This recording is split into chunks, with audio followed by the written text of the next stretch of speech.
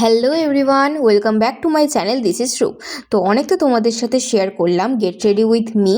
এবার ভাবলাম তোমাদের সাথে অন্য কিছু শেয়ার করা যাক, তো সেই জন্য আজকে তোমাদের সাথে শেয়ার করছি 2026-এর রিষড়া মেলা। এটা হচ্ছে ডে 1-এর ভ্লগ।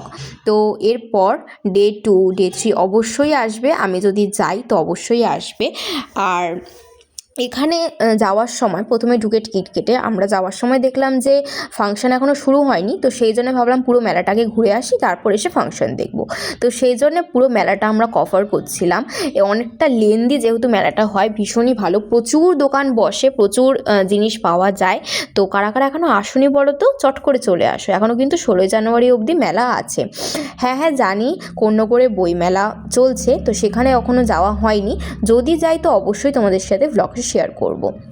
তো এখানে সেদিনকে ভীষণ ঠান্ডা পড়েছিল। শনিবার থেকে শুরু হয়েছিল, রবিবার দিন আমরা গেছিলাম। ভীষণ ভীষণ সেদিনকে ঠান্ডা পড়েছিল, আর প্রচুর হাওয়া ছাড়ছিল। তো সেই জন্য আমি মুখে মাস্কও পরেছিলাম, কিন্তু সেটা খুলে রেখেছিলাম, যেহেতু ব্লগ করতে হবে, তোমাদের সাথে শেয়ার করতে হবে। তো সেই জন্য ভীষণ ঠান্ডার জন্যই হয়তো সেদিনকে প্রচুর দোকান খোলেনি, কিছু কিছু দোকান খুলেছিল। থার্ড ডে থেকে হয়তো দোকান খুলেছিল, বাট আর যাওয়া হয়নি। যদি যাই তো অবশ্যই তোমাদের সাথে ব্লগে শেয়ার করব। তো পুরো মেলাটা কভার করে আসার পর আমরা ওখান থেকে টুকিটাকি যেটুখানি মেলা বসেছিল সেখান থেকেই দেখে কিছু পছন্দ হয়েছিল আমার। কিছু পছন্দ করার মধ্যেও আমি কিছু জিনিস কিনেছিলাম, তো সেগুলো তোমাদের সাথে নেক্সট ব্লগে আমি শেয়ার করব।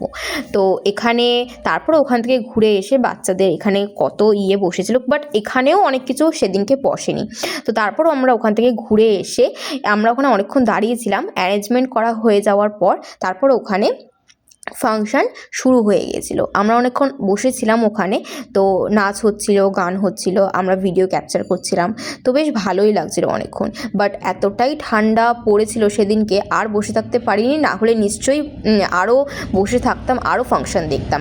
তো যাই হোক, আজকে এই পর্যন্তই। দেখা হবে নেক্সট ব্লগে। ভালো লাগলে লাইক কমেন্ট শেয়ার করে দিও।